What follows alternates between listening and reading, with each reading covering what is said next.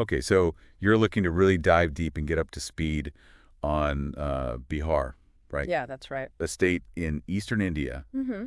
a place that, honestly, I'll admit, I didn't know a ton about before we got started on this, but Oh, it's it fascinating. looks like it's absolutely fascinating. So we've got all the material you sent us, Uh, and we're going to try to extract the most important and intriguing insights from it all, right. so that you can walk away feeling like an expert on Bihar Yeah, without having to read through, a mountain of text. exactly. Okay, so let's start with just a really quick overview. Sure. Where is Bihar exactly, and kind of what's its significance in the broader context of India? Well, Bihar is in eastern India, Okay. and it's bordered by Nepal to the north, To the north. Okay. and then by a few other Indian states, West Bengal, Uttar Pradesh, and Jharkhand, and it's a really historically and culturally significant state. Yeah. It's played a huge role in the history of India. Okay, so let's dive into that a bit, because I know that one of the things that really stood out to me was just how important the geography of Bihar is to understanding its history and its culture. Yeah, the rivers are essential. The rivers, yeah.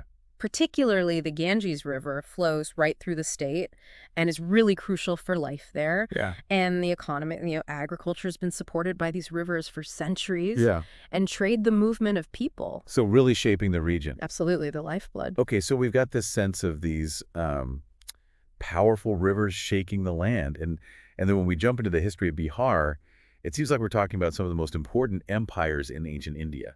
Right. Yeah, Bihar was the heartland of some of the most powerful empires in ancient India, like Mhm. the Maurya and Gupta empires. And, Yeah. they had immense power and influence coming from this region. And a name that I saw pop up a lot was Magad. Yes.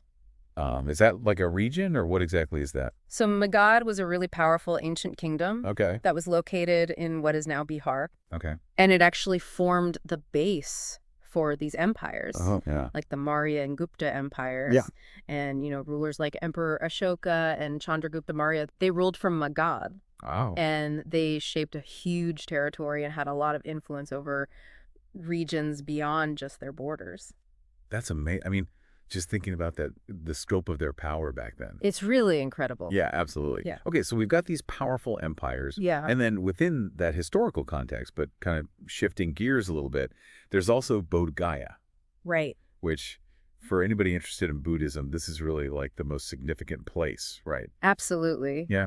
Bodh Gaya is revered as the place where Siddhartha Gautama, who became the Lord Buddha, Yeah. achieved enlightenment Right. under the Bodhi tree. Under the Bodhi tree. And is it still there? Is that tree still there? I'm not sure if it's the original tree, but there's a tree that's descended from it. Okay. That's there. Wow. And is it a place that a lot of people make pilgrimages to? Yeah, it's a major pilgrimage destination for Buddhists from all over the world. That's incredible. Yeah. Okay, so that's Bodh Gaya, and then we have Nalanda, Right. which is another place in Bihar that was like a global center for knowledge. Yeah, it was one of the earliest known residential universities in the world. Wow. You can imagine scholars traveling across continents to Bihar, Wow. centuries ago to learn and exchange ideas. Yeah, what kind of things will they be studying there? Well, a wide range of subjects, but especially Buddhist philosophy, logic, and medicine. Wow. So it was a real hub of intellectual activity back then. Yeah, and it seems like, we've talked about the geography and the history, but this idea of Bihar as like a place of knowledge continues today. Definitely. Okay, so we've got this incredible historical legacy. What about the culture of Bihar today? How would you describe it? I think vibrant is a good word. Vibrant. It's really diverse. Yeah. It reflects influences from Hinduism, Buddhism, Jainism, Islam.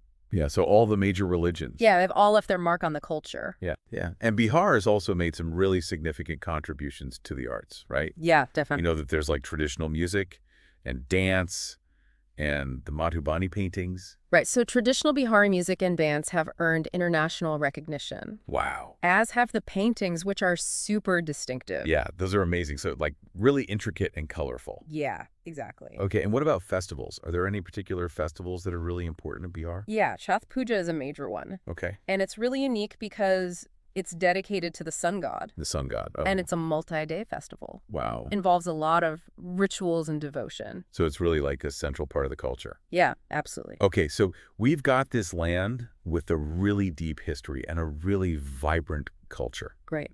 What about the economy? What are the main drivers of the economy in Bihar? Well, historically, agriculture has been the backbone of the economy, Okay. and still is super important. Yeah. Rice, wheat, sugarcane, those are some of the key crops that are grown there. Okay. And I remember reading that Bihar is known for producing a specific fruit, lychees.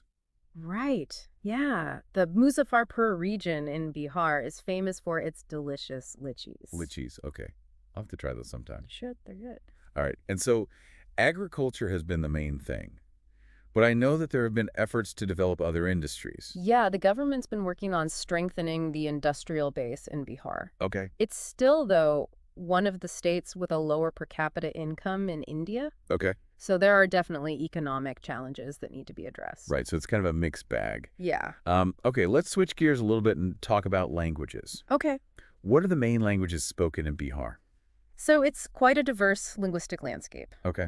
Bhojpuri is the most widely spoken language. Louisburg. Okay. But you also have a lot of people who speak Magahi and Mathili. Okay. And Hindi is the official language. The official language. And- Okay, so kind of a mix of those. Yeah. Okay.